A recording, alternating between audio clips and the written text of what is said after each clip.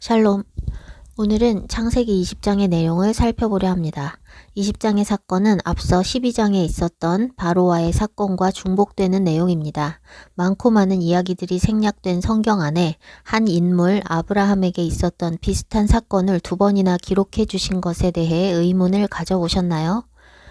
아브라함의 175년의 삶 가운데 셀 수 없이 많은 사건들과 에피소드들이 있을 텐데 굳이 비슷한 내용을 반복해서 기록하신 것은 예사롭게 지나칠 일이 아닙니다.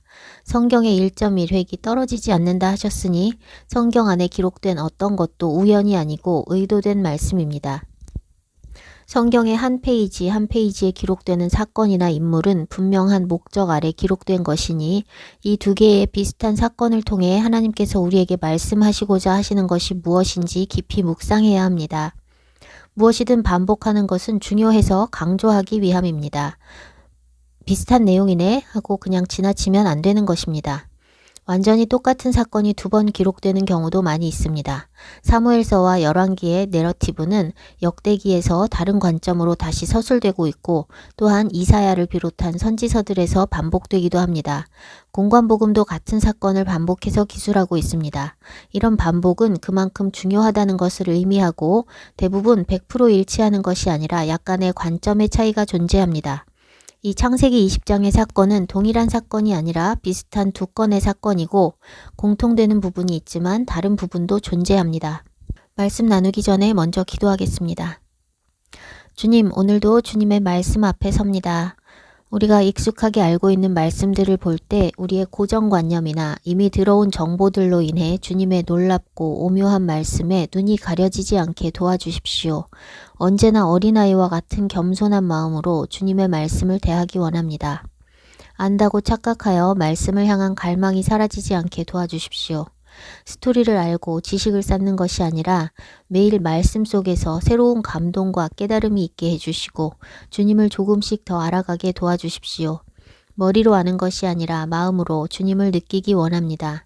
하나님 아버지의 마음을 느끼고 깨닫게 해주십시오. 말씀을 통해 말씀이신 하나님 아버지와 하나가 될 수 있게 도와주십시오. 우리가 익히 알고 있는 말씀들을 살펴볼 것인데 우리의 제한되고 고정된 시야와 관점을 벗어나 주님의 깊은 뜻을 발견하는 은혜를 허락해 주십시오.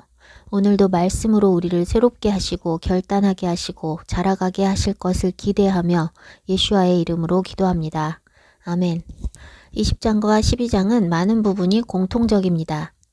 이 두 사건은 두 가지 관점, 즉 바로나 아비멜렉의 관점과 아브라함과 사라의 관점에서 볼 수 있습니다.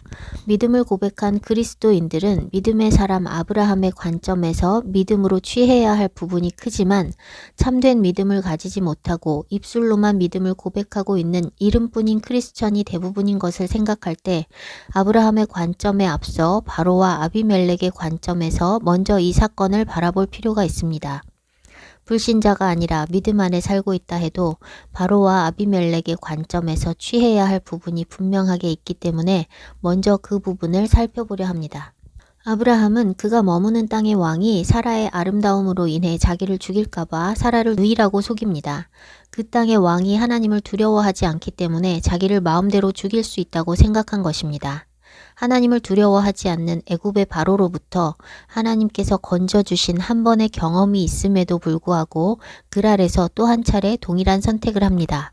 아브라함이 두려웠던 이유는 바로와 아비멜렉이 하나님을 두려워하지 않는 사람이라 생각했기 때문입니다. 아브라함이 하나님을 두려워하는 사람들 중에 머물고 있었다면 사라가 아무리 아름다워도 아브라함이 두려워할 이유가 없습니다. 하나님을 두려워하는 사람들은 자기가 원하는 것을 얻기 위해 범죄하지 않기 때문입니다. 아브라함은 하나님을 두려워하지 않는 사람으로부터 자신을 지키기 위해 자신의 방법을 사용했습니다. 그런데 하나님께서 아브라함을 책망하시지 않고 아브라함의 거짓말 때문에 사라를 데려간 아비멜렉을 책망하셨습니다. 하나님께서 사라는 남편이 있는 여자라고 말씀하시니 아비멜렉은 주께서 의로운 백성도 멸하시냐고 항변합니다. 온전한 마음과 깨끗한 손으로 그렇게 했으니 억울하다는 것입니다. 온전한 마음에서 온전하다는 것은 이전에 몇 차례 나눴던 탐함이라는 동사, 탐이라는 형용사의 명사형입니다. 흠없고 완전하고 더럽혀지지 않은 것을 의미합니다. 아비멜렉이 사라를 취한 것은 남편 있는 여자라는 것을 알면서 고의로 악을 행한 것이 아니라는 것을 알 수 있고 하나님께서도 그것을 아시고 아비멜렉에게 나타나신 것입니다. 네가 온전한 마음으로 이렇게 한 줄을 나도 알았으므로 너를 막아 내게 범죄하지 않게 하였나니 여인에게 가까이 하지 못하게 함이 이 때문이니라. 하나님께서 아비멜렉에게 하신 말씀에 매우 중요한 원칙들이 숨어 있습니다. 첫째, 온전한 마음으로 행할 때는 부지 중에 죄를 범하지 않도록 하나님께서 막아주신다는 것입니다. 이 말씀을 뒤집어 말하면 고의성이 있을 때 하나님께서 막지 않으신다는 것입니다.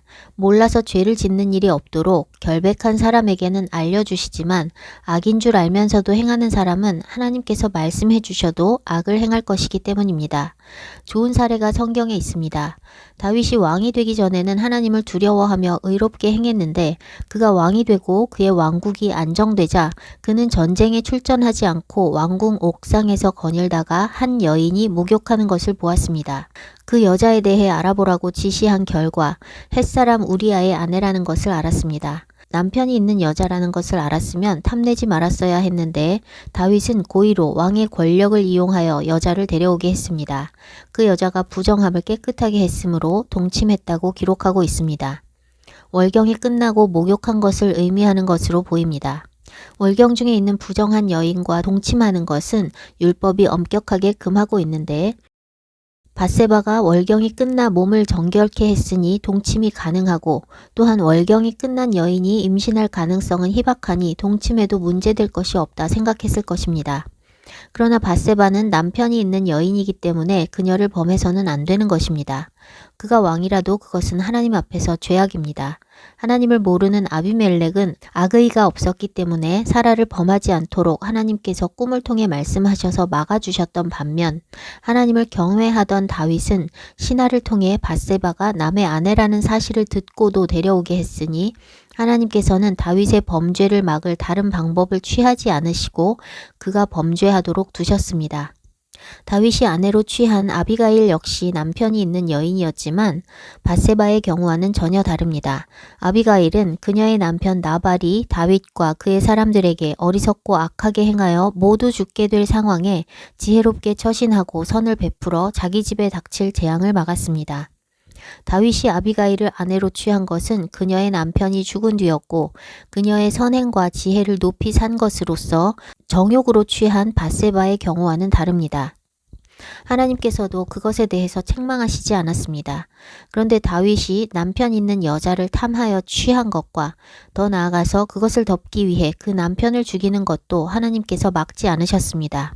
다윗이 그것이 죄인 줄 알면서도 하나님을 두려워하지 않고 의도적으로 선택한 범죄이기 때문입니다. 다윗은 그 죄의 열매를 먹어야 했습니다. 하나님은 나단 선지자를 통해 다윗의 그 악한 죄에 대해 책망하시고 죄의 저주를 선포하게 하십니다. 사무엘하 12장 10절에서 12절 이제 내가 나를 업신여기고 햇사람 우리아의 아내를 빼앗아 내 아내로 삼았은즉 칼이 내 집에서 영원토록 떠나지 아니하리라 하셨고 여호와께서 또 이와 같이 이르시기를 보라 내가 너와 내 집에 재앙을 일으키고 내가 내 눈앞에서 내 아내를 빼앗아 내 이웃들에게 주리니 그 사람들이 내 아내들과 더불어 백주에 동침하리라. 너는 은밀히 행하였으나 나는 온 이스라엘 앞에서 백주에 이 일을 행하리라. 암논이 다말을 강간하고 압살롬이 암논을 죽이고 압살롬이 반역을 일으키고 다윗이 왕궁에 남겨둔 후궁들과 압살롬이 동침하는 막장 드라마 같은 일들은 다 다윗의 죄의 열매입니다. 다윗은 하나님을 두려워하는 사람이었으나 그의 왕권과 나라가 안정되자 마음이 해이해져서 하나님을 경외함을 상실하고 그런 끔찍한 범죄를 저지르게 되었는데 의로웠던 그가 고의로 범한 죄를 하나님께서 막지 않으셨다는 것은 참 두려운 일입니다. 아비멜렉에게 하신 말씀에 숨겨진 두 번째 원칙입니다. 남의 아내를 취하는 것은 하나님께 범죄하는 것입니다. 남편 있는 여자를 취하는 것은 율법이 엄격히 금하고 있으니 그것은 누구에게나 동일합니다. 왕이라 해도 죄가 아닐 수 없습니다. 하나님께서 아비멜렉에게 너를 막아 내게 범죄하지 아니하게 하였나니 라고 말씀하셨습니다.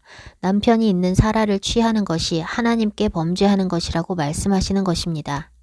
요셉은 보디발의 아내가 유혹할 때 말합니다. 창세기 39장 9절. 이 집에는 나보다 큰 이가 없으며 주인이 아무것도 내게 금하지 아니하였어도 금한 것은 당신뿐이니 당신은 그의 아내임이라. 그런즉 내가 어찌 이 큰 악을 행하여 하나님께 죄를 지으리이까. 남의 아내를 취하는 것은 그 남편에게만 범죄하는 것이 아니라 하나님께 범죄하는 것입니다. 그런데 남의 아내를 취하는 것뿐만 아니라 하나님의 법을 어기는 모든 행위가 다 하나님께 범죄하는 것입니다. 사람들은 다른 사람에게 해를 끼치는 것이 그 사람과 둘만의 문제라고 가볍게 여기는 경향이 있습니다. 우리의 모든 행위를 하나님께서 보시고 계시며 사람들에게 행하는 모든 선과 악이 다 하나님께 하는 것이라는 사실을 알아야 합니다. 사람에게 공의를 행하는 것은 하나님께 하는 것과 같다고 지난 시간에 나눴습니다. 오늘의 말씀은 사람에게 악을 행하는 것이 하나님께 악을 행하는 것이라는 것을 가르치고 있습니다. 하나님을 두려워하지 않는 사람들이 범죄한 뒤 완전 범죄를 위해 행하는 조치들은 그것이 사람들에게 들통나지만 않으면 된다는 생각과 직접적인 당사자들만의 문제라고 착각하기 때문입니다. 다윗이 밧세바를 범한 뒤 그것을 덮기 위해 그 남편 우리아를 죽인 것과 같이 모든 사람들은 범죄를 은폐하려고 합니다. 그러나 사람들을 속일 수는 있어도 하나님을 속일 수는 없습니다. 사람들은 드러난 행위를 볼 뿐이지만 하나님은 그렇지 않습니다. 히브리서 4장 12절에서 13절. 하나님의 말씀은 살아있고 활력이 있어 좌우에 날선 어떤 검보다도 예리하여 혼과 영과 및 관절과 골수를 찔러 쪼개기까지 하며 또 마음의 생각과 뜻을 판단하나니 지으신 것이 하나도 그 앞에 나타나지 않음이 없고 우리의 결산을 받으실 이의 눈앞에 만물이 벌거벗은 것 같이 드러나느니라. 하나님은 우리 마음속에 품고 있는 생각과 의도까지도 다 들여다보시며 그분 앞에 드러나지 않을 것이 하나도 없습니다. 이렇게 말씀이 증거하고 있어도 사람들이 은밀하게 범죄할 뿐 아니라 양심의 화인 맞아 점점 더 공공연하게 범죄하는 일들이 많아지는 것은 하나님을 두려워하지 않기 때문입니다. 하나님을 믿는다고 하는 기독교인들이 그렇습니다. 다 보시고 다 아시는 하나님께서 우리가 범죄하는 것을 막지 않으신다면 그것은 기뻐할 일이 아니라 두려워할 일입니다. 죄를 선택하여 고의로 짓는 죄들을 하나님께서 끝까지 막지 않으신다면 그 죄의 열매와 저주는 갑자기 임하여 돌이킬 기회도 없이 갑자기 멸망하게 되는 것입니다. 하나님께서 우리에게 자유의지를 주셨기 때문에 우리의 길을 억지로 막으시지는 않지만 돌이킬 수 있도록 사인은 누구에게나 주십니다. 그런데 고의로 죄를 짓는 자들은 그런 사인을 무시하고 제 갈 길로 가기 때문에 멸망하는 것이고 고의로 죄 짓지 않는 자들은 그런 사인을 통해 깨닫고 돌이켜 사는 것입니다. 하나님께서 바로와 애굽 땅에 재앙을 내리시기 전에 먼저 모세를 통해 바로에게 경고의 말씀을 주셨습니다. 들으면 재앙이 임하지 않는 것이고 듣지 않으면 선포된 재앙이 그대로 임하는 것입니다. 바로는 완고해서 안 당해도 될 재앙들을 10번이나 당하여 애굽이 초토화되었고 그래도 정신을 못 차리고 이스라엘 백성들을 홍해까지 쫓아갔다가 애굽 군대가 수장되었습니다. 죄를 원하지 않는데 부지 중에 죄를 범하게 될 경우 아비멜렉의 경우처럼 하나님께서 미리 말씀을 주셔서 범죄하지 않도록 인도하시지만 그렇게 말씀을 주셔도 바로와 같이 듣지 않는 경우 또한 성경에 많이 나타납니다. 유대인들은 하나님의 아들 예수님께서 오셔서 진리를 선포해도 듣지 않고 배척하여 하나님의 아들을 죽이는 죄를 범함으로써 창세 이후로 흘린 모든 선지자의 피를 그 세대가 담당하게 하는 저주를 받게 되었습니다. 누가복음 11장 50에서 51절. 창세 이후로 흘린 모든 선지자의 피를 이 세대가 담당하되 곧 아벨의 피로부터 제단과 성전 사이에 죽임을 당한 사가랴의 피까지 하리라. 내가 너희에게 이르노니 과연 이 세대가 담당하리라. 이방인 빌라도는 유대인들이 예수님을 정죄하여 그의 앞에 서게 했을 때 예수님의 죄를 찾지 못했고 3번이나 예수님의 무죄를 선포했습니다. 정의롭게 판단한 것입니다. 하나님께서는 빌라도가 행악하지 않도록 그의 아내의 꿈을 통해서 그에게 말씀하셨습니다. 마태복음 27장 19절. 총독이 재판석에 앉았을 때에 그의 아내가 사람을 보내어 이르되 저 옳은 사람에게 아무 상관도 하지 마옵소서. 오늘 꿈에 내가 그 사람으로 인하여 애를 많이 태웠나이다 하더라. 빌라도 자신도 예수님이 죄가 없으시다는 것을 알고 있었고 아내의 꿈을 통해 확인을 받았음에도 불구하고 빌라도는 대제사장과 무리들이 반복적으로 요구하는 것에 못 이기고 결국 죄 없으신 예수와를 십자가에 못 박게 합니다. 타협한 것입니다. 마태복음 27장 24절 빌라도가 아무 성과도 없이 도리어 밀란이 나려는 것을 보고 물을 가져다가 무리 앞에서 손을 씻으며 이르되 이 사람의 피에 대하여 나는 무죄하니 너희가 당하라. 예수님을 십자가에 못 박는 것이 빌라도의 뜻이 아니라 유대인들의 뜻인 것은 사실이지만 밀란이 일어날 것이 두려워 자신의 유익을 위해 재판을 굽게 한 죄를 면할 수는 없습니다. 예수님을 십자가에 못 박거나 사면할 권한이 빌라도에게 있었기 때문입니다. 죄를 범하지 않도록 하나님께서 막아주시고자 사인을 주시지만 결국 선택은 자신의 몫입니다. 하나님께서 막으시는 사인을 겸손하게 받고 죄를 피하면 저주를 피하게 되는 것이고 하나님께서 보내주시는 사인을 거부하고 자신의 유익을 구하면 결국 죄의 저주를 받게 되는 것입니다. 내 뜻대로 내 육신이 원하는 대로 일을 계획하고 추진하며 일이 잘 풀리는 것은 결코 기뻐할 일이 아닙니다. 사람들은 자신의 길에 대해 부정적인 말을 듣는 것을 싫어하고 계획한 일이 틀어지고 뭔가 자꾸 막히는 것도 싫어하지만 그런 것은 자신의 길이 잘못된 길인지 돌아보고 돌이킬 수 있는 하나님의 사인인 경우가 많습니다. 하나님의 말씀, 율법에 기초해 의로운 길을 선택하지 않고 육신이 원하는 대로 하면서 일이 잘 풀리는 것은 멸망으로 고속 질주하는 것입니다. 수많은 기독교인들이 말로는 하나님을 섬긴다 하고 하나님을 위해서 무엇을 한다 하지만 그들의 마음에는 하나님 나라가 아니라 세상이 가득하기 때문에 하나님을 자신의 야망을 이루기 위한 램프의 요정으로 생각하는 경우가 많습니다. 그런 사람들에게 있어 기도라는 것은 하나님의 뜻이 이루어지기 위한 것이 아니라 자신의 뜻을 이루기 위한 수단일 뿐입니다. 기도는 하나님의 뜻에 합당하게 해야 받으실 만한 기도이고 응답되는 것인데 기독교인들이 하나님의 말씀을 통해 하나님의 뜻을 알지 못한 채 기도만 하려 하는 것은 다 자기 유익을 구하기 위함입니다. 타인을 위한 중보기도나 나라를 위한 중보기도도 마찬가지입니다. 하나님 뜻을 알지 못하고 하는 중보기도는 하나님 뜻에 합당한 응답받는 기도가 될 수 없습니다. 누군가 중한 병을 앓고 있을 때 중보기도를 한다면 대부분 그 병이 낫기만을 위해 기도합니다. 나라의 통치자가 악해서 고통받게 되면 그 정권이 종식되도록 기도합니다. 그러나 그런 1차원적인 기도는 하나님의 뜻과 관계없는 기도일 수 있습니다. 공산주의자가 정권을 잡았을 때 우파 기독교인들이 집결해서 정권 타도를 위해 시위도 하고 기도도 했었습니다. 그런데 그것은 하나님 나라와 그 의를 위해서가 아니라 그 정권의 악함으로 인해 받는 고통을 끝내고 싶고 이 땅에서 자유를 누리며 편하게 살고 싶은 사람들의 욕구에 의한 것이었습니다. 그 집회에 참석하는 사람들 안에 하나님 나라는 없었고 땅의 나라 대한민국만 존재했습니다. 그러니 목적 달성을 위해 불교, 천주교, 이슬람교 할 것 없이 다 불러다가 하나님 앞에 가증스럽고 역겨운 기도회를 한 것입니다.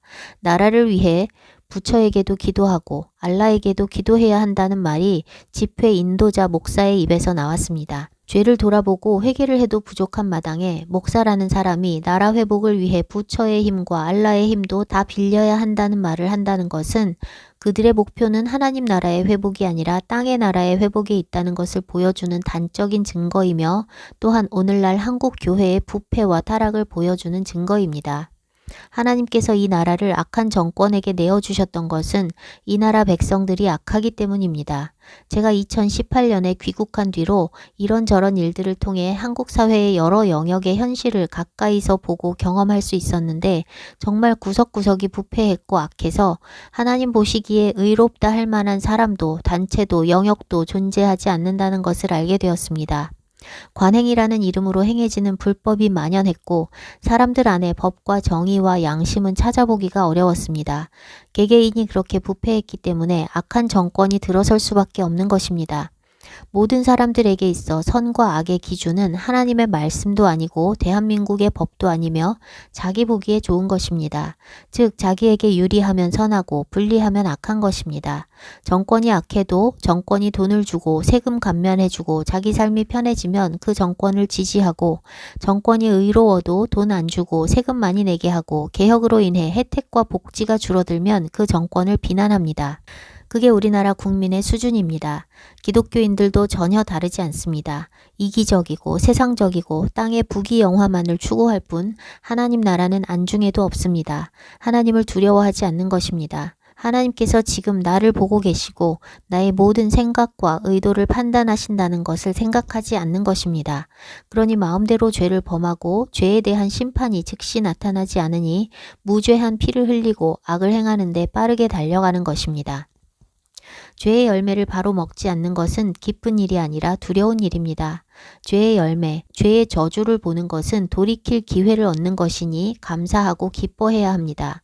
아무도 죄에서 자유롭지 못하며 우리가 죽는 날까지 죄를 지을 수밖에 없는 육신을 입고 있습니다. 그러니 하나님께서 죄를 깨닫게 하시고 드러내시고 책망하시거나 징계하실 때 부인하고 숨기는 것이 아니라 감사하며 고백하고 돌이키는 것이 사는 길입니다. 좀 전에 읽은 히브리서 4장 말씀을 다시 읽어보겠습니다. 히브리서 4장 12절에서 13절. 하나님의 말씀은 살아있고 활력이 있어 좌우에 날선 어떤 검보다도 예리하여 혼과 영과 및 관절과 골수를 찔러 쪼개기까지 하며 또 마음의 생각과 뜻을 판단하나니 지으신 것이 하나도 그 앞에 나타나지 않음이 없고 우리의 결산을 받으실 이의 눈앞에 만물이 벌거벗은 것 같이 드러나느니라. 마음의 생각과 뜻은 마음의 생각과 의도를 가리킵니다.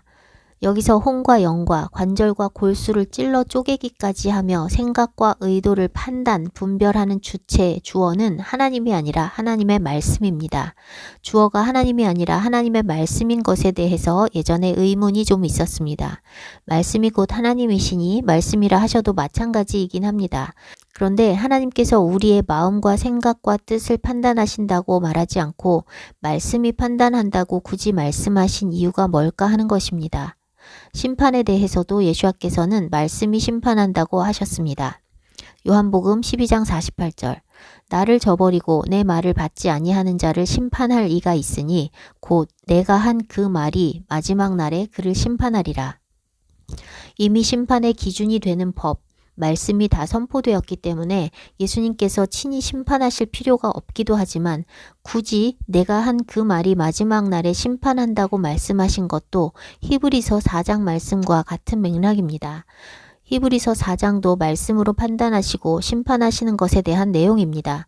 세상에서 재판을 할 때도 재판장은 사람이지만 재판장 마음대로 판단하는 것이 아니라 법에 따라 판단하는 것입니다. 부패한 판사들은 법을 무시하고 자기 마음대로 판단하기도 하지만 원래 재판장은 법에 따라 판단하고 선고하는 책임이 있습니다. 범죄자는 사람의 심판을 받는 게 아니라 법의 심판을 받는 것입니다. 하나님 말씀은 하나님 나라의 법입니다. 법이 선포되었으니 죄인은 하나님의 말씀의 심판을 받는 것입니다. 사도 요한이 말씀이 육신이 되었다고 전했고 말씀이 곧 하나님이셨다고 전한 것처럼 말씀이 곧 하나님이십니다. 따라서 말씀을 대하는 태도는 곧 하나님을 대하는 태도입니다. 그것은 비유가 아니라 실제입니다. 하나님께서 곧 말씀이시니 말씀을 경외함으로 대하는 사람은 하나님을 경외하는 것이고 말씀을 패하는 사람은 하나님을 패하는 것입니다. 우리는 하나님 말씀 1.1획도 마음대로 패해서는 안 되며 모든 말씀을 두렵고 떨리는 마음으로 지키며 구원을 이루어가야 합니다. 저는 사람들을 볼 때 그 사람의 마음의 생각과 의도가 그냥 보이는 경우가 많습니다. 제가 알고자 기도해서 주님께 답을 얻는 것이 아니라 그냥 바로 그 속이 들여다 보이는 것을 말하는 것입니다. 때론 주님께서 그 사람의 마음속에서 일어나고 있는 생각과 반응을 구체적으로 알게 하실 때도 있는데 그렇게 특별하게 말씀해 주시지 않아도 그냥 자연히 아는 것이 많습니다. 히브리서 4장 말씀과 같이 하나님의 말씀이 판단하기 때문입니다. 만일 하나님의 말씀이 하나님과 별개이고 하나님께서 판단하시는 것이라면 모든 것을 하나님께서 가르쳐 주셔야만 알 수가 있는데 하나님의 말씀이 곧 하나님이시고 말씀이 판단한다고 말씀하셨으니 하나님의 말씀이 사람 안에 새겨지면 하나님처럼 판단하고 분별하는 능력이 자연스럽게 존재하게 됩니다. 제 안에 새겨지는 말씀이 많아지고 깊어지는 만큼 사람들의 내면이 더 잘 보입니다. 말씀을 많이 알고 암송하는 것과 그 말씀이 깨달아지고 내면화되어 있는 것과는 다릅니다. 암송하고 있어도 자신이 암송하고 있는 말씀의 의미가 무엇인지 모르면 분별력이 생기지 않습니다. 저는 말씀을 계속 암송하고 있지만 단순히 암송하고 있는 말씀과 깨닫고 살아낸 말씀은 분명한 차이가 있습니다. 말씀을 믿고 순종하고 살아낸 만큼 말씀이 깊이 깨달아지고 내면화되는데, 말씀이 내면화되면 세상을 보든 사람을 보든 사건을 보든 자연스럽게 분별이 되는 것이 많아집니다. 그것이 말씀의 능력입니다. 말씀 앞에서 숨겨질 수 있는 것이 없다고 말씀하신 것처럼 제 안에 새겨진 말씀들이 저에게 분별력을 주고 사람들의 내면과 상태를 진단할 수 있게 하는데, 대부분의 사람들은 제가 진단하는 것에 대해 부인하고 변명하려 합니다. 히브리서가 증거하듯이 말씀이 판단하고 분별하는 것이기 때문에 말씀이 마음에 새겨지면 분별력이 생기게 됩니다. 바로와 아비멜렉이 똑같이 사라를 데려갔지만 아비멜렉에게는 악의가 없음을 아셨기 때문에 미리 꿈을 통해 그의 범죄를 막으셨습니다. 악의가 있는 범죄는 대가 지불을 하게 하십니다. 바로와 아비멜렉은 둘 다 하나님을 모르는, 하나님을 두려워하지 않는 사람들인데, 대부분의 기독교인들을 포함하여 불신자들은 하나님을 두려워하지 않고 마음대로 범죄합니다. 그래서 먼저 이 두 사람의 측면에서 사건을 살펴보고 있습니다. 악한 사람들이 범죄하면서 아무 탈 없이 잘 살 뿐 아니라 더욱 부와 권세를 키워가는 것을 보면 양심대로 사는 사람들은 시험을 받게 됩니다. 오늘날 정치인들 중 엄청난 불법과 부정부패로 기소되고 재판을 받고 있으면서도 힘은 더 커지고 범죄자임에도 불구하고 지지도도 올라가고 있는 사람들이 있습니다. 그렇게 악하게 권세를 이용하여 자기 힘을 키우는 사람들이 잘 되는 것을 보더라도 부러워하여 따라가거나 시험 들면 안 됩니다. 돌이키지 않는다면 그들은 결국 망할 것이기 때문입니다. 다윗과 선지자들, 시편 기자들은 악인들의 악과 횡포에 대해 하나님께 탄원을 하지만 기도는 언제나 감사와 하나님의 선하심을 선포함으로 끝납니다. 현재는 억울하고 고통스러운 상황일지언정 선하고 정의로우신 하나님께서 결국에는 신원하실 것을 믿기 때문입니다. 이 마지막 때 불법이 성함으로 사람들의 사랑이 식어진다는 말씀은 불법으로 인해 양심을 버리고 타협할 사람들이 많아질 것에 대해 말씀하시는 것입니다. 선하게 양심껏 살면 피해만 보고 억울한 상황에 처하게 될 수밖에 없습니다. 그럼에도 불구하고 하나님께서 보시고 판단하신다는 것을 진짜 믿는 사람들이라면 억울하게 피해당하고 박해받을지언정 세상과 타협하지 않고 오직 하나님의 법을 기준으로 살아갈 것입니다. 악을 선하다 하고 선을 악하다 하는 것은 하나님 보시기에 매우 가증하고 악한 것인데, 이 세대는 악을 선하다 하고 선을 악하다 하고 있고 그것이 모든 영역에서 법제화되어 가고 있습니다. 일부일처제, 한 남자와 한 여자가 한 몸이 되어 자녀를 낳고 가정을 이루는 지극히 당연하고 자연스러운 태초 이래의 제도가 무너져 이제는 언제라도 헤어질 수 있는 무책임 속에 결혼하지 않고 동거하는 사람들이 많습니다. 한 남자와 한 여자가 아니라 남자와 남자, 여자와 여자가 부부가 되고 남자가 여자가 되고 여자가 남자가 되는 수술로 하나님께서 만드신 것을 부정하는 세상이 되었습니다. 그것에 대해 부정적인 발언을 하면 처벌받는 역차별이 법제화되었습니다. 동성애 전환 치료를 금지하는 법이 확산되고 있습니다. 동성애는 합법이고 탈동성애는 불법이 되는 것입니다. 이렇게 세상의 악함으로 인해 하나님의 법과 성경적인 가치관이 악한 것으로 간주되고 악한 것이 선한 것으로 법제화되고 있는 시대에 하나님을 믿는 사람들은 이미 하나님의 법을 따르느냐 세상 법을 따르느냐의 기로에 놓여 있고 언젠가는 극단적인 선택의 순간을 맞이하게 됩니다.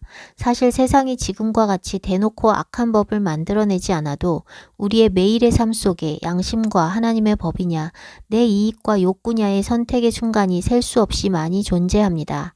다만 하나님의 법과 양심을 중요하게 생각하지 않는 사람들은 그 선택의 순간들을 깊이 생각하지 않고 늘 하던 방식대로 자신의 유익과 욕구에 충실한 방향으로 당연하게 선택을 하며 살기 때문에 자신이 하나님을 부인하며 살고 있다는 인식조차 하지 못할 뿐입니다. 그런 사람들은 언젠가 극단적인 선택의 순간이 오면 하나님을 부인하지 않고 믿음을 지킬 것이라 착각을 하지만 그런 사람들의 믿음은 입에만 있고 삶은 늘 하나님의 말씀을 우습게 여기며 육신을 따라 살았기 때문에 극단적인 선택의 순간을 맞이할 일이 없습니다. 백신 접종은 하나의 시험대였습니다. 우리가 백신을 맞도록 강요받을 때 예수님을 믿고 죽을 것인가 부인하고 살 것인가와 같이 대놓고 신앙을 부인해야 하는 선택의 상황에 처하지 않았습니다. 사단은 바보가 아닙니다. 이 마지막 때 세상 권세가 우리에게 요구하는 것은 표면적으로는 대놓고 하나님을 부인하게 하는 것이 아닙니다. 사단은 하나님 말씀을 하나씩 하나씩 패하고 변개하여 결국에는 하나님을 믿는 신앙이 유명무실한 것이 되게 했습니다. 오늘날 신학교는 하나님의 말씀을 문자 그대로 믿는 올바른 신앙을 근본주의라고 비아냥댑니다. 하나님의 창조가 아니라 진화론을 믿고 전하는 목사들이 허다합니다. 믿는다고 말하는 사람은 엄청나게 많지만 다 가짜 믿음인 것입니다. 예수님을 십자가에 못 박게 한 사람들은 이방 불신자들이 아니라 선택받은 하나님의 백성 이스라엘의 종교 지도자들이었고 일제 때 신사참배를 결정한 것도 한국의 교회 지도자들이었습니다. 팬데믹 때 백신이 무해하다며 접종을 부추긴 사람들도 교회 지도자들이었습니다. 기독교는 과거에 있었던 배교를 비판하면서 똑같은 배교의 길로 가고 있습니다. 구원받을 믿음은 입으로 고백하는 것에 달린 것이 아니라 어떤 삶의 열매를 맺느냐에 달린 것입니다. 하나님의 말씀을 알지 못하고 하나님도 알지 못하는 사람들은 선택의 기로에서 그것이 영생을 주시는 하나님을 선택하느냐, 영생이 아니라 땅의 생존을 미끼로 삼는 사단을 따르느냐를 시험하는 시험대라는 것을 인식조차 하지 못합니다. 팬데믹 사태를 지나면서 참 안타까웠던 것은 그 상황을 본질적으로 파악하고 대처하는 사람들이 없다는 것이었습니다. 목회자들을 포함한 대부분의 기독교인들은 백신은 백신일 뿐이라는 나이브한 생각으로 아무 경계심 없이 접종을 했고 백신을 경계한 사람들은 성경과 관계없이 너무 정보에만 빠져서 백신 접종하면 다 구원이 없고 백신 접종 안 하면 구원받는 것처럼 백신 자체에만 포커스하고 있었습니다. 어느 쪽도 구원에 합당하게 준비되지 못한 모습입니다. 세상 권세가 시키는 대로 잘 따라가는 사람들은 극단적인 선택의 순간이 오기 전에 진작부터 굽히고 복종하기 때문에 예수님을 믿고 죽을 것인가 부인하고 살 것인가의 선택을 해야 하는 극단적인 상황에 처할 영광스러운 기회도 만나지 못할 것입니다. 백신 접종만 안 하면 된다고 생각하는 사람들은 음모론에 빠져 물리적인 준비를 하기에 여념이 없고 말씀을 그대로 믿고 살아가는 하나님의 자녀로서 준비되지 못하기 때문에 극단적인 상황에 처하게 될 때 자신이 예상하던 선택을 하지 못할 것입니다. 하나님을 사랑하지 않고서는 하나님을 위해 자신의 목숨을 버릴 수 없기 때문입니다. 하나님의 말씀 하나하나를 경외함으로 받고 하루하루 그 말씀대로 하나님께서 기뻐하시는 선택을 하며 악을 버리는 삶을 살 때 범죄에 덫에서 구원받을 수 있고 그런 하루하루의 의가 쌓여서 최후의 순간에도 두려움을 이기고 믿음을 저버리지 않을 수 있게 될 것입니다. 아비멜렉과 달리 바로의 경우 하나님께서 큰 재앙을 내리셨는데 그것은 바로가 아비멜렉과 같이 결백하지 않았기 때문입니다. 재앙을 통해서 사라를 범하지 못하게 막으시고 사라를 돌려보내게 하셨는데 그것은 아비멜렉이 범죄하여 재앙을 당하지 않도록 도우신 것과 달리 아브라함과 사라를 보호하시기 위해서 바로를 막으신 것입니다. 바로는 먼저 큰 재앙을 받았고 아비멜렉은 사라를 돌려보내지 않으면 다 죽으리라는 경고의 말씀을 들었습니다. 그러나 부지 중에 범하는 죄도 죄입니다. 하나님께서는 아비멜렉이 사라를 돌려보내기까지 그 집에 태를 닫으셨습니다.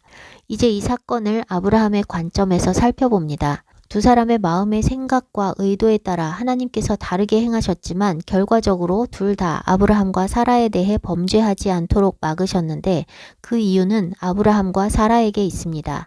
세상에 수많은 범죄들이 있지만 하나님께서 다 막지 않으시는데 바로와 아비멜렉의 범죄는 막으셨습니다. 아브라함이 하나님의 선지자이기 때문입니다. 사라를 빼앗기고 죽임당하게 될까봐 아브라함이 두려워한 대상은 둘 다 왕입니다. 아브라함을 해칠 권세가 있는 그 땅의 왕들이었습니다. 하나님의 선지자인 아브라함에게 위협이 되는 사람이 얼마나 강력한 힘을 가지고 있든 하나님께서 그를 보호하시고 그의 편에 서 계시다는 것을 확실하게 증거하는 사건이 이 두 번의 사건입니다. 둘 이상은 증거로서의 효력이 있습니다. 하나님을 두려워하지 않는 애굽과 그랄 땅에서 아브라함은 목숨을 잃을까봐 두려워했지만 하나님께서 언약을 주시고 갈대아 우르에서 인도해 내셨으니 하나님의 언약이 성취되기 전에 아브라함은 절대 죽을 수 없습니다. 하나님의 선지자, 하나님의 벗이라 칭함받은 아브라함은 세상 권세 가진 왕이라 해도 털끝 하나 건드릴 수 없으며 하나님께서 친히 그를 보호하시고 높이신다는 것을 두 번의 사건을 통해 증명하셨습니다. 세상에 수많은 범죄들이 일어나고 있고 억울하게 죽임당하는 사람들도 많이 있지만 하나님은 하나님의 사람이 헛된 죽음을 죽게 하지 않으십니다. 사람이 악을 행할 때 하나님이 억지로 막지 않으시지만 악행의 대상이 하나님의 사람일 때는 다릅니다. 하나님께서 아브라함과 사라를 보호하시면 바로가 아니라 바로 할아버지라도 그들을 해칠 수 없습니다. 다윗은 어땠나요? 다윗도 자신의 장인이자 이스라엘의 왕인 사울에게 숱한 세월 쫓기며 언제라도 죽임당할 수 있을 것 같은 상황이었지만 그는 결코 죽임당할 수 없었습니다. 왕으로 세워지기 위한 기름 부음이 있었기 때문입니다. 다윗은 왕이기 이전의 선지자입니다. 전에 한번 나눈 적이 있어서 자세히 나누지는 않겠지만 성경적으로 노래하는 자는 예언자입니다. 성전에서 노래하는 자들의 노래가 곧 예언이기 때문에 노래하는 자들은 예언자들입니다. 그래서 시편 기자들은 다 선지자입니다. 특별하게 선지자로 기름 부음 받아 사역한 사람들이 아니라도 노래로 하나님을 선포한 사람들이 다 선지자입니다. 또한 하나님의 선택을 받은 하나님의 사람, 믿음의 사람이 선지자입니다. 아브라함도 선지자로 기름 부음 받거나 선지자로서 사역을 한 것이 아니지만 하나님께서 아브라함을 선지자로 칭하십니다. 선지자가 하나님의 뜻을 공유받아 대언하는 사람이니 하나님께서 하나님의 생각, 계획을 공유해 주시는 사람, 하나님과 교제하는 믿음의 사람은 하나님의 관점에서 다 선지자입니다. 목동 시절부터 하나님과 교제하며 노래하며 하나님을 의지하여 양떼를 지키고 골리앗도 무너뜨린 다윗은 왕이 되기 이전에 이미 선지자였습니다. 그런 다윗도 권세자인 왕이 자신을 죽일 것을 두려워했지만 하나님께서는 사울이 다윗을 해치도록 두지 않으셨고 다윗을 건져주셨을 뿐 아니라 높이셨습니다. 하나님의 사람은 하나님의 보호하심 아래 존재합니다. 그런데 반대로 다윗이 악을 행하여 우리아를 죽일 때 하나님은 다윗의 범죄를 막지 않으시고 다윗이 우리아를 해치도록 두셨습니다. 다윗의 악으로부터 우리아는 보호하지 않으시고 사울의 악으로부터 다윗을 보호하신 것이 불공평해 보일 수 있습니다. 일반적인 케이스와 특수 케이스, 자연적인 법칙 아래 사느냐, 은혜 아래 사느냐의 차이입니다.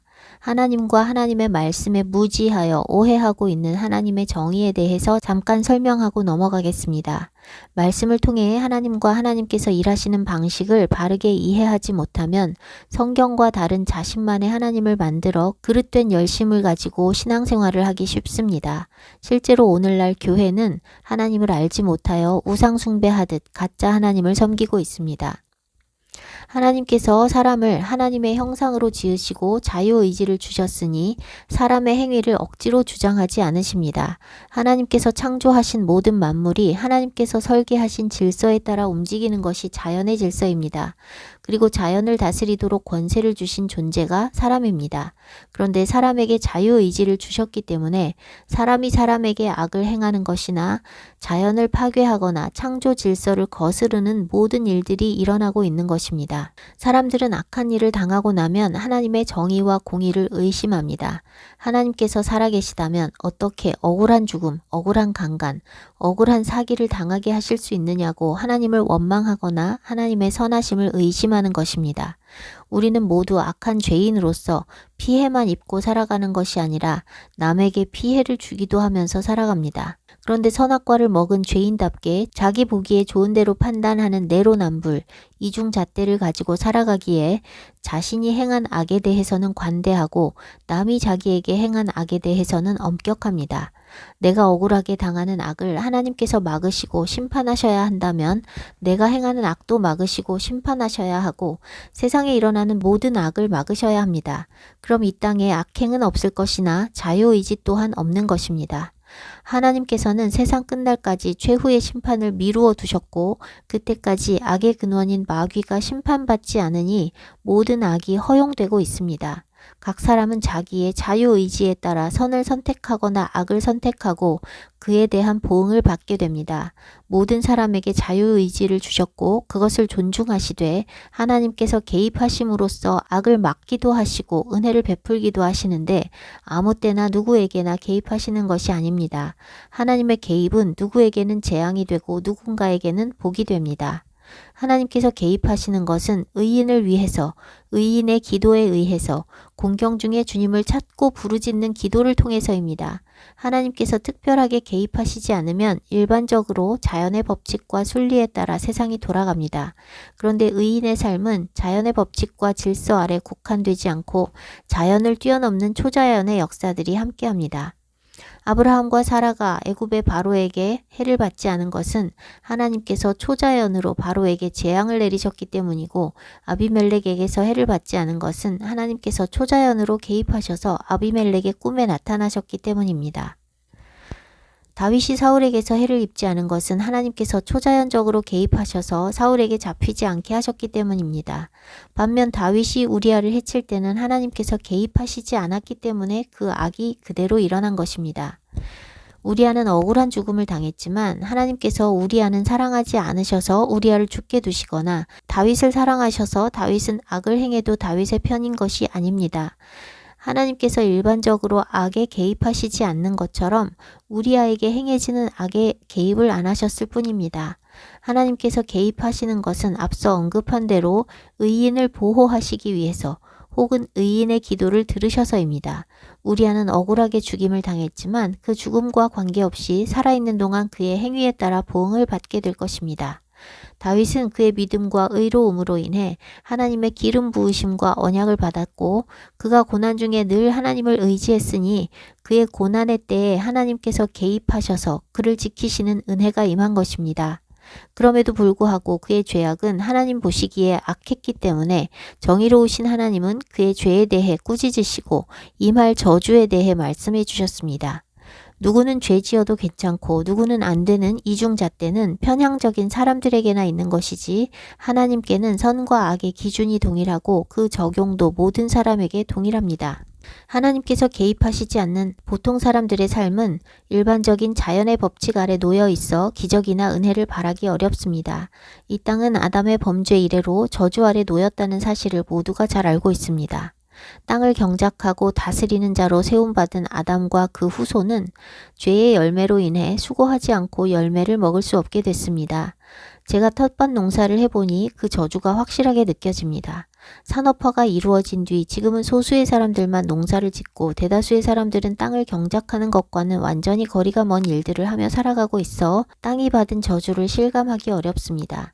그러나 땅을 경작하는 일이 아니라도 죄의 저주는 사람이 사는 세상의 모든 영역에 나타나고 있습니다.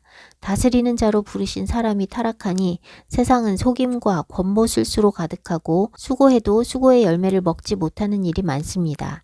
수많은 사람들이 채무를 안고 살아가고 있고 밤낮 수고해도 누리기는커녕 더욱 노예 같은 삶을 살며 착하고 성실하게 살면 사기를 당하고 뿌린 대로 거두지 못하는 일들이 많이 발생합니다. 콩쥐보다 팥쥐로, 흥부보다 놀부로 사는 것을 옳게 여기는 세상이 되었습니다. 하나님의 특별한 개입이 없는 자연의 법칙 아래서 그렇게 일어나는 일들과 현실을 보면 양심을 버리고 먹고 살기 위해 타협하며 불법에 동참하게 되기 쉽습니다. 그러나 세상이 어떻게 돌아가든 믿음으로 사는 의인은 하나님의 법에 따라 살아야 하며 그렇게 할 때 자연의 법칙 아래 사는 사람들이 기대할 수도 없고 예상할 수도 없는 하나님의 초자연적인 역사와 많은 기적 속에 살아가게 됩니다. 아브라함이 본토 친척 아비집을 떠나 나그네의 삶을 산 시간이 100년입니다. 익숙하고 편안한 고향 땅을 떠나 나그네로 산 100년 동안 그는 그가 머무는 땅의 거민들과 왕들에게 해를 입을 수도 있고 죽임을 당할 수도 있었으나 하나님께서는 그가 해를 입지 않도록 지키셨고 그가 가는 곳마다 하나님께서 그와 함께 하시는 것을 그 땅의 거민들이 보게 하셨습니다. 왕과 같은 권세자가 부귀하게 되는 것은 자연스러운 일이나 나그네가 부귀해지는 것은 자연으로 되지 않습니다. 그 땅의 거민들보다 형통하면 시기를 받아 가진 것 다 빼앗길 수도 있는 것이 나그네입니다. 하나님께서 아브라함을 축복하셔서 그가 형통했던 것과 아브라함이 그랄 땅에 거할 때 아비멜렉의 종들이 아브라함의 우물을 빼앗은 것에 대해 창세기 21장이 기록하고 있습니다. 창세기 21장 22절. 그때 아비멜렉과 그 군대 장관 비골이 아브라함에게 말하여 이르되 네가 무슨 일을 하든지 하나님이 너와 함께 계시도다. 25절. 아비멜렉의 종들이 아브라함의 우물을 빼앗은 일에 관하여 아브라함이 아비멜렉을 책망하매 또한 이삭이 축복받은 것과 시기받아 당한 일이 창세기 26장에 기록되어 있습니다. 26장 12절. 이삭이 그 땅에서 농사하여 그 해에 100배나 얻었고 여호와께서 복을 주심으로 그 사람이 창대하고 왕성하여 마침내 거부가 되어 양과 소가 떼를 이루고 종이 심이 많으므로 블레셋 사람이 그를 시기하여 그 아버지 아브라함 때에 그 아버지의 종들이 판 모든 우물을 막고 흙으로 메웠더라. 아비멜렉이 이삭에게 이르되 네가 우리보다 크게 강성한즉 우리를 떠나라. 야곱은 라반의 조카이고 라반의 사위가 되었음에도 나그네처럼 그 땅에 머물 때 하나님께서 그와 함께 계셔서 형통했지만 라반으로부터 시기와 착취를 당했습니다. 아브라함과 이삭과 야곱이 나그네로 사는 동안 그들의 형통함으로 인해 시기를 받았음에도 불구하고 그 땅의 거민들로부터 해를 받지 않도록 하나님께서 지키셨기 때문에 그들은 나그네 삶 중에서도 거부가 되고 세력도 커질 수 있었습니다. 애굽에서 큰 민족이 된 이스라엘도 그들의 번성함으로 인해 시기를 받아 애굽에서 착취와 학대를 당하고 아들을 낳으면 죽여야 하는 인권 유린까지 당했지만 하나님께서 이스라엘 백성을 보호하시고 그들과 함께 하셔서 학대받는 중에도 그들이 더욱 번성하게 하셨고 궁극에는 애굽 사람들로부터 은금 패물과 의복을 받아 당당하게 그 땅을 떠나게 하셨습니다. 자연의 법칙 아래 살면 생태계든 인간사회든 약육강식과 적자 생존의 원리에서 벗어나지 못합니다. 사람들이 더 많이 소유하고 더 높아지고 더 힘을 키우려고 하는 이유도 그 때문입니다. 부와 권력과 지식을 가진 강자들은 소수이고 약자들이 대부분입니다. 대부분의 사람들은 이 약육강식, 적자 생존의 세상에서 피해를 보고 무력함과 한계를 느끼며 살 수밖에 없습니다. 그러나 하나님을 의지할 때 약함이 오히려 강함이 됩니다. 하나님을 의지하면 계란으로 바위를 치는데 바위가 깨집니다. 아브라함, 이삭, 야곱이 수고한 열매를 빼앗겨야 했던 상황 속에서도 하나님께서 그들과 함께 하셔서 그들이 부유해지고 번성하게 되는 것은 초자연적인 하나님의 개입 때문이었습니다. 라반이 야곱의 품삯을 10번이나 바꾸며 야곱을 착취했지만 하나님께서 개입하시니 라반의 속임수는 통하지 않았습니다. 오늘날 대다수의 사람들이 묶여있는 것이 돈입니다. 돈이 힘으로 여겨지니 돈을 쫓고 돈을 쌓기 위해 수단과 방법을 가리지 않는 사람들이 많습니다. 많은 사람들이 만몬의 종이 되어 돈을 쫓아가는 세상이지만 성경은 돈을 사랑하지 말라고 명하고 있습니다. 디모데전서 6장 9절에서 10절. 부하려 하는 자들은 시험과 올무와 여러 가지 어리석고 해로운 욕심에 떨어지나니 곧 사람으로 파멸과 멸망에 빠지게 하는 것이라. 돈을 사랑함이 일만하게 뿌리가 되나니 이것을 탐내는 자들은 미혹을 받아 믿음에서 떠나 많은 근심으로써 자기를 찔렀도다. 생활에 대한 염려, 노후에 대한 염려, 만일에 대한 염려 등 모든 염려가 다 돈을 쫓고 돈을 쌓는 길로 향하게 합니다. 그러나 돈을 쫓는다고 돈이 붙는 것이 아니며 돈을 지키려 한다고 지켜지지 않으며 돈이 많이 있다고 염려가 없는 것이 아닙니다. 주님을 의지하면 자신의 능력으로 갚을 수 없는 빚도 갚게 하시고 자신의 능력으로 감당할 수 없는 일을 감당하게 하시고 자신의 형편으로 할 수 없는 것을 하게 하십니다. 저는 가족이 제 명의로 사용한 카드 빚과 연체 이자로 인해 20대의 신용불량자가 됐었습니다. 당시 알바를 하며 북경 유학을 준비하고 있었는데 갑자기 1,500만 원이라는 빚더미에 앉게 되었습니다. 알바해서 모아놨던 한 학기 유학 비용으로 빚을 일부 변제하면서 빈털터리가 되었고 유학길은 막혔습니다.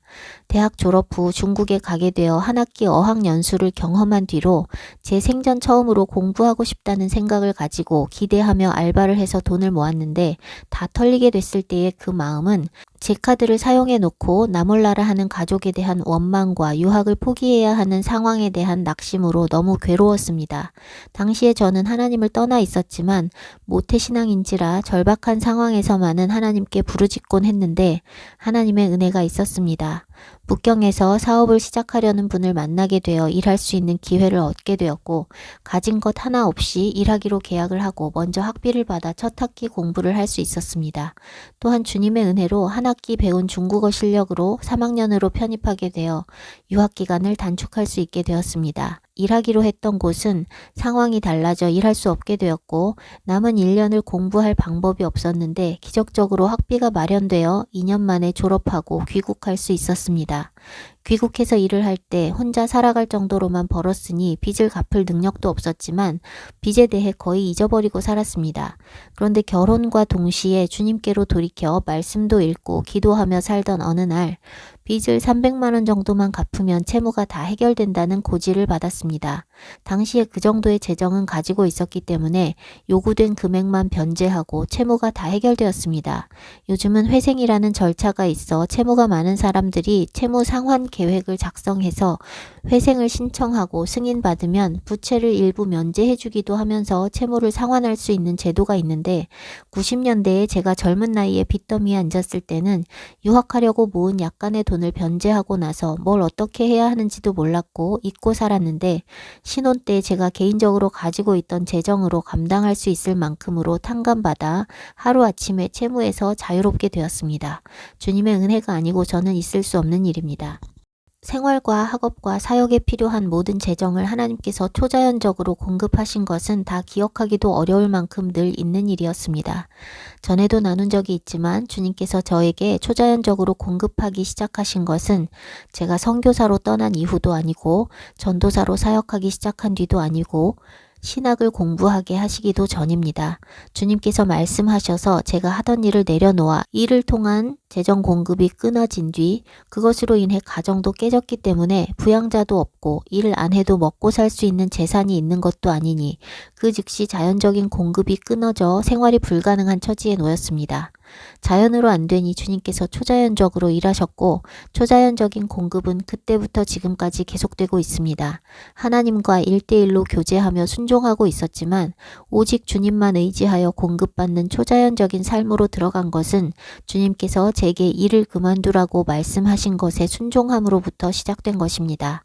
남편은 제가 계속 경제활동을 하기를 바라고 있었고 저는 제가 벌어서 제가 쓰고 넘치게 나누는 삶을 살다가 그런 것을 포기해야 하니 일을 그만둔다는 것은 쉬운 일이 아니었습니다. 그러나 주님의 말씀이 너무 확실해서 일을 그만두기로 결단했고 그때로부터 제 삶은 제 힘으로 어찌할 수 없는 삶으로 들어가 주님의 강하신 손에 이끌려 주님의 주권적인 일하심을 따라 순종하며 흘러오게 됐습니다. 여기서 한 가지 짚고 넘어가고 싶은 것은 제 삶이 주님의 강한 손에 이끌렸다고 해도 주님께서 억지로 강제적으로 하신 것이 아니라는 사실입니다. 교회에서 기도 세게 하시는 분들 보면 하나님께 강권적으로 역사해 주시옵소서 하고 기도하는 경우가 허다한데 그러한 기도는 성경적이지 않습니다. 강권하다의 사전적인 뜻은 내키지 않는 것을 억지로 권하다라는 뜻입니다. 하나님은 결코 우리의 자유의지에 반하게 강제적으로 행하시지 않습니다. 제가 하나님의 강한 인도하심을 받을 때 반강제적이라고 종종 고백하곤 하는데 그것은 결코 저의 자유의지에 반하여 억지로 끌고 가신다는 의미가 아니라 거부하거나 저항할 수 없는 주님의 은혜를 말하는 것입니다.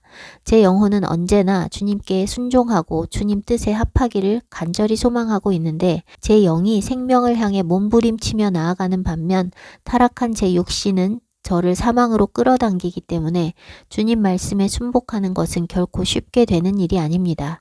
그런데 제게 명하시는 말씀 속에서 주님의 깊으신 뜻, 그분의 사랑을 발견할 때 순종하지 않을 수 없게 됩니다.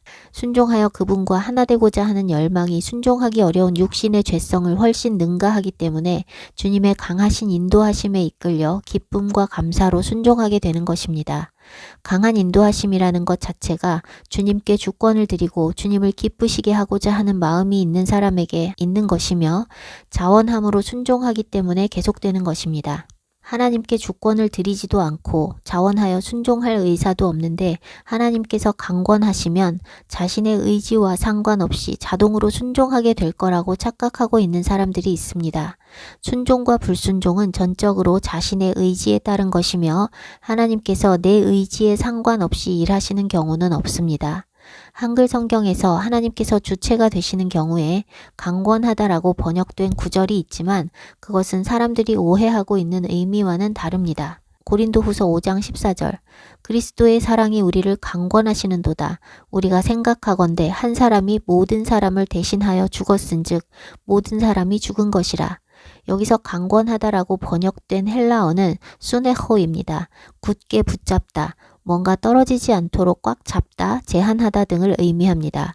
그리스도의 사랑이 우리를 꽉 붙잡고 있는 것을 의미하는 것입니다. 누가복음도 보겠습니다. 누가복음 14장 23절 주인이 종에게 이르되 길과 산 울타리 가로 나가서 사람을 강권하여 데려다가 내 집을 채우라. 이 구절은 마태복음 22장의 혼인잔치 비유와 같은 말씀입니다. 마태복음은 임금이 혼인잔치를 베푼 것으로 나오고 누가복음은 종들을 거느린 주인으로 나옵니다. 여기서 주인은 하나님을 비유하는 것입니다. 주인이 잔치를 베풀고 사람들을 청했는데 잔치할 시각에 청했던 사람들에게 종을 보내어 오라 합니다. 한 사람은 밭을 사서 나가봐야겠다 하고 한 사람은 소 5을 샀으니 시험해야 하겠다 하고 한 사람은 장가들어 못 가겠다 하며 하나같이 사양하고 오질 않습니다. 그래서 주인이 노하여 종에게 시내의 거리와 골목으로 나가서 가난한 자들과 몸 불편한 자들과 맹인들과 저는 자들을 데려오라 했고 아직도 자리가 남아있자 또 나가서 사람을 강권하여 데려다가 집을 채우라고 명합니다. 여기서 먼저 청함받은 사람들은 의심할 여지 없이 하나님을 믿는다고 하는 사람들입니다. 그들은 하나님 나라에 초대받았는데 정작 하나님 나라에는 관심 없고 자기 일에 바빠 하나님의 초청을 우습게 여기고 있는 것을 볼 수 있습니다. 하나님 나라보다 자신의 일, 자신의 생활이 더 중요한 것입니다. 23절에서 강권하다라고 번역된 단어는 실제로 강요, 설득, 간청 등 여러 가지 방식을 통해 뭔가를 하게 만드는 것을 의미합니다. 그런데 그 강권함의 대상은 초대받지 못한 자들이었고 초대받았던 자들에게는 강권함이 없었고 그냥 제외되었습니다. 이것은 마지막 때 일어날 일입니다. 천국이 가까운 때에 신자들은 자기 생활에 빠져 하나님 나라에 무관심하고 주님의 부르심을 무시하여 결국 잔치에 참여하지 못하게 될 것이며 초대받지 못했던 자들, 즉 불신자들에게 강권하는 초대가 있을 것을 비유적으로 나타냅니다. 누가복음에는 없지만 마태복음 22장에는 초대받았다고 모든 사람들이 다 잔치에 참여하는 것이 아니라 그들 중 예복을 입지 않은 사람은 쫓겨난다는 내용이 추가되어 있습니다. 강권하여 초대를 받는 것은 엄청난 은혜입니다. 은혜를 입었으면 잔치에 합당한 예복을 입는 것이 마땅합니다. 예복을 입는다는 것은 죄악된 행실을 회개하고 의의 길로 돌이키는 것을 의미합니다. 주님께서 은혜를 베푸셔서 주님 나라에 초대하셔도 그것을 받아들이느냐 거절하느냐도 각자의 의지에 달린 것이고 받아들여 그 은혜에 합당한 순종의 열매를 맺는 것도 각자의 의지에 달린 것입니다. 하나님은 공평하십니다. 모든 사람에게 기회를 주시고 은혜를 베푸십니다. 그런데 그 은혜를 거절하는 사람들은 자연의 법칙 아래서 땅과 인류가 받은 저주를 스스로 짊어지며 살아가야 하고 그 은혜를 받고 은혜에 합당한 삶을 사는 사람들은 땅과 인류가 받은 저주 가운데서도 하나님께서 보호하시고 초자연적인 하나님의 개입이 계속되는 은혜 속에 살게 됩니다. 바로와 아비멜렉과 빌라도와 같이 하나님을 모르는 사람들의 삶에도 하나님은 그분의 뜻을 보여주십니다.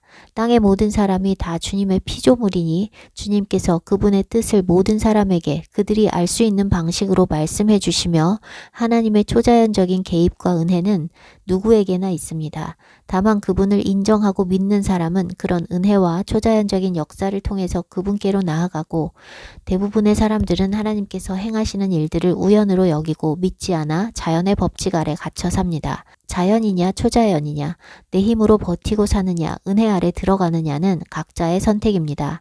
작은 순종으로부터 삶이 변화됩니다. 제가 주님 말씀에 순종하여 전적으로 주님의 공급하심 속에 살게 된 것처럼 저와 같은 길에 들어선 사람들도 그렇게 주님의 은혜와 초자연적인 개입 속에 삽니다.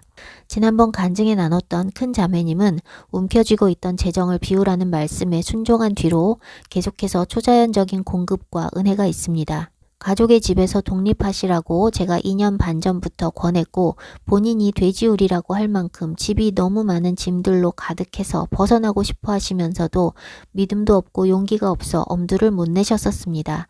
그런데 재정을 비우라는 말씀에 순종하고 며칠 만에 이사할 집을 구하게 되었고 결국 8월 달에 이사하여 독립하셨습니다. 수십 년 전부터 쌓여온 수많은 짐들을 다 버리고 가벼워졌고 순종한 뒤로 남보다 더 못했던 가족 관계도 회복되었습니다. 그 집에서 나와 깔끔한 새 집에서 살게 해주신 것에 대해 계속 감사하고 계십니다. 스스로 뭔가를 하기 어려울 만큼 의존적이던 분이 이제 스스로 많은 일들을 해내고 계십니다. 믿음으로 발을 떼고 나니 주님께서 은혜를 베푸셔서 이전엔 엄두도 낼 수 없었던 일들을 감당해내게 하십니다. 어렵고 버거운 중에도 불평과 원망을 하며 주저앉아 있는 것이 아니라 은혜를 구하며 헤쳐나가고 계시고 그 가운데에서 계속해서 돌파가 일어나고 있습니다. 고통스럽게 하던 영적인 결박도 끊어지고 있습니다. 날마다 기적의 연속입니다. 저는 자매님의 옛날 집에 가본 적은 없지만 말로만 전해 들었어도 숨이 막히는 느낌이 들었었습니다. 나오시면 새로운 삶이 펼쳐질 것이고 행복할 것이라고 말하며 그토록 나오시라고 권해도 못하셨었는데 결국은 순종을 통해 어마어마한 은혜가 계속되고 있어 나오신 뒤로 정말 새로운 삶에 감사하고 행복해하고 계십니다. 두렵고 엄두가 안 나도 말씀을 믿음으로 발걸음을 떼면 놀라운 신세계가 펼쳐집니다. 영적인 세계로 들어가는 것입니다. 초자연적인 세계로 들어가는 것입니다.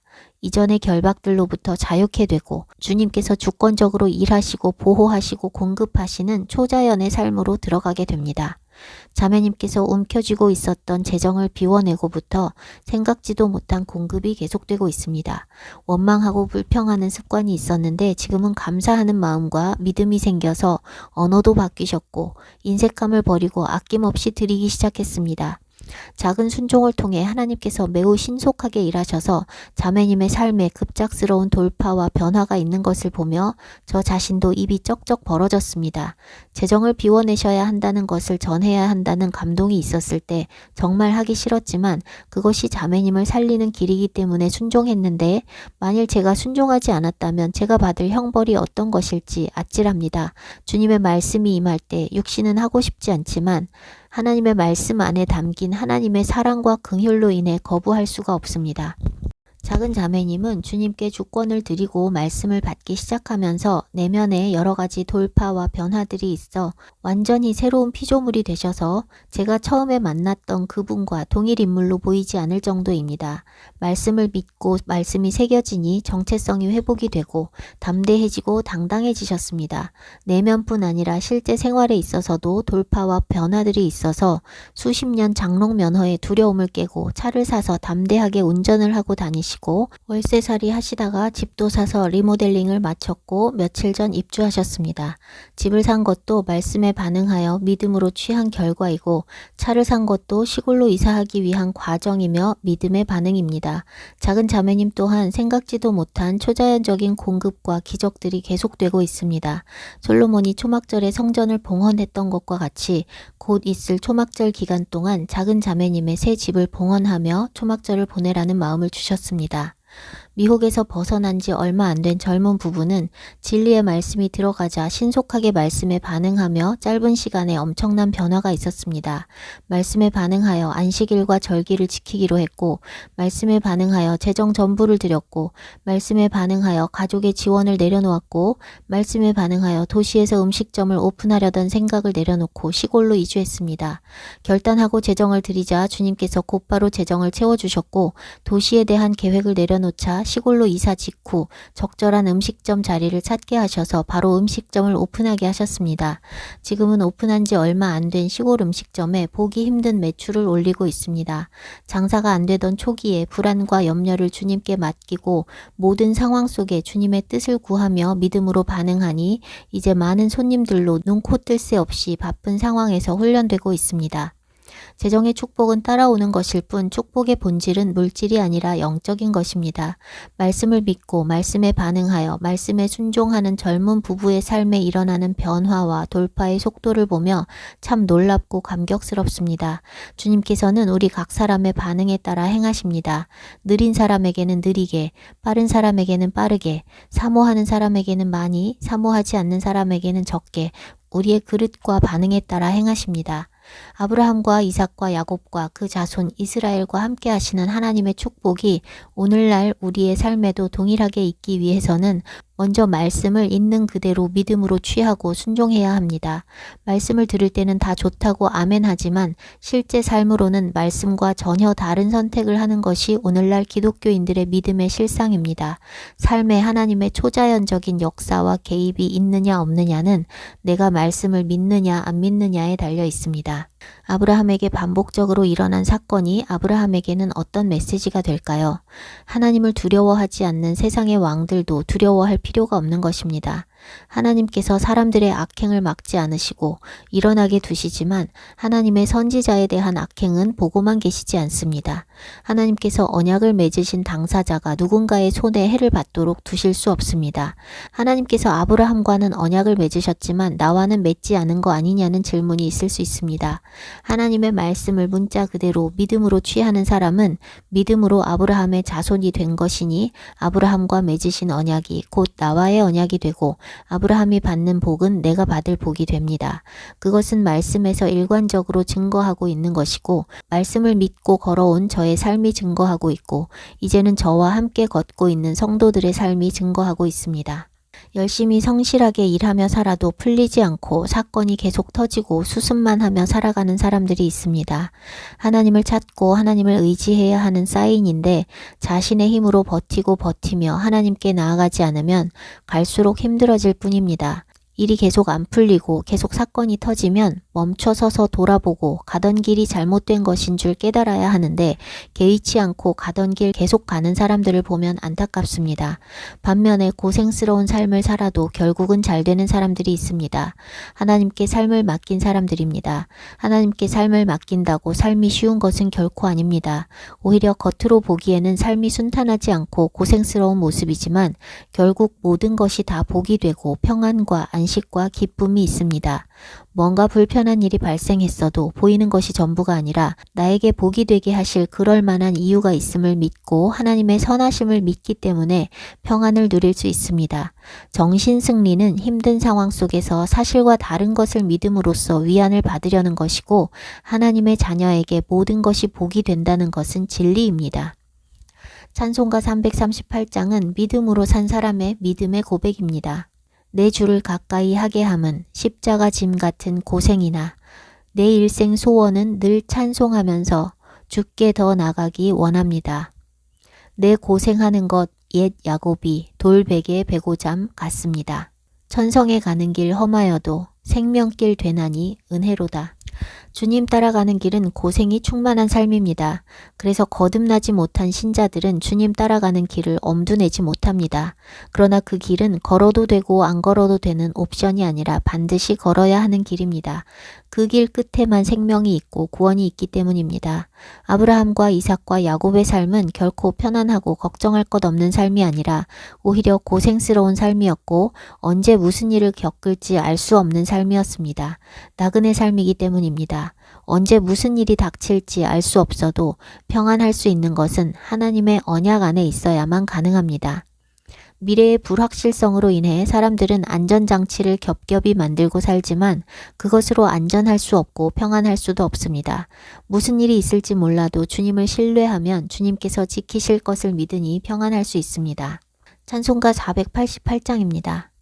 이 몸의 소망 무언가 우리 주 예수뿐일세 우리 주 예수 밖에는 믿을 이 아주 없도다. 무섭게 바람 부는 밤 물결이 높이 설렐 때 우리 주 크신 은혜에 소망의 닻을 주리라. 세상에 믿던 모든 것 끊어질 그날 되어도 구주의 언약 믿사와 내 소망 더욱 크리라. 바라던 천국 올라가 하나님 앞에 배울 때 구주의 의를 힘입어 어여시 바로 서리라. 어떤 삶 속에서 이런 고백들이 나올까요? 땅의 삶이 순탄하지 않고 땅에 소망을 두지 않으며 하늘에 소망을 둔 사람들입니다. 땅에서 많은 것을 누리며 땅의 소망과 낙을 두고 사는 사람들은 예수님께 소망을 두지 않습니다. 믿음의 사람들의 삶이 순탄하지 않고 땅에서 고난을 당하는 것에 대해 성경도 일관적으로 증거하고 있고 말씀대로 산 믿음의 사람들도 그것을 증거하고 있습니다. 다만 고난이 많고 험한 삶이라 해도 천국이라는 목표와 소망이 있기에 고난의 값을 지불할 충분한 가치가 있고 하나님께서 함께 하시는 은혜가 있어 그것을 감당하고도 남음이 있는 것입니다. 우리는 아브라함처럼 살도록 지음받았고 부르심 받았습니다. 하나님께서 그를 믿음의 조상으로 삼으시고 아브라함 한 인물에 대해 성경의 지면을 이렇게 많이 할애하신 것은 아브라함이 믿음으로 사는 모든 하나님의 자녀의 대표이기 때문입니다.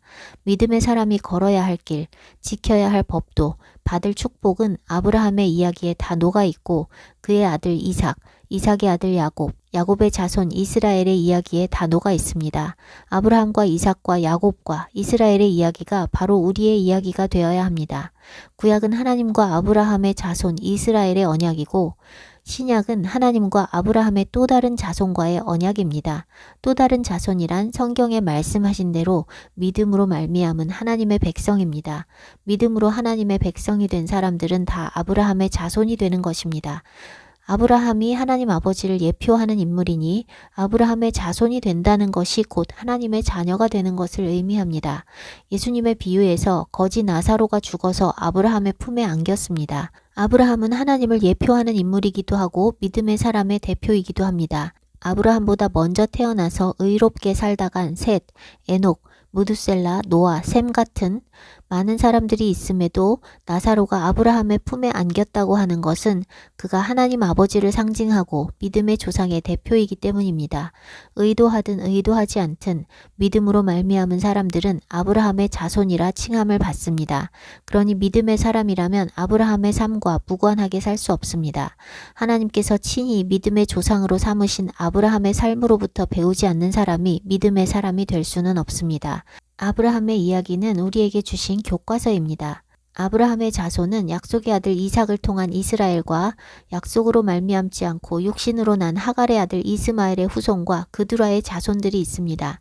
우리 이방인들은 약속의 아들로 말미암은 이스라엘은 아니지만 약속의 아들 이삭이 예표하는 예수 그리스도를 통해 믿음의 조상 아브라함이 예표하는 하나님 아버지의 양자가 됩니다. 그것이 접붙임입니다. 오늘날 기독교는 구약을 폐기했기 때문에 말씀을 통해서 이런 심오하고 귀한 원리를 깨닫지 못하여 영생과는 상관없는 길로 가고 있습니다. 영생을 얻으려면 아브라함을 대표로 하는 믿음의 삶의 여정에서 배워야 합니다. 그런 믿음으로 살면 그와 같은 복을 받는 것입니다. 고난이 많아도 아브라함이 받은 복을 사모한다면 아브라함의 믿음을 본받아 살다가 아브라함과 함께 영생의 복을 누리게 될 것이며 아브라함의 복보다 이 땅에서 편하게 살기를 더 원하는 사람들은 땅의 것을 쫓으며 살다가 멸망하게 될 것입니다.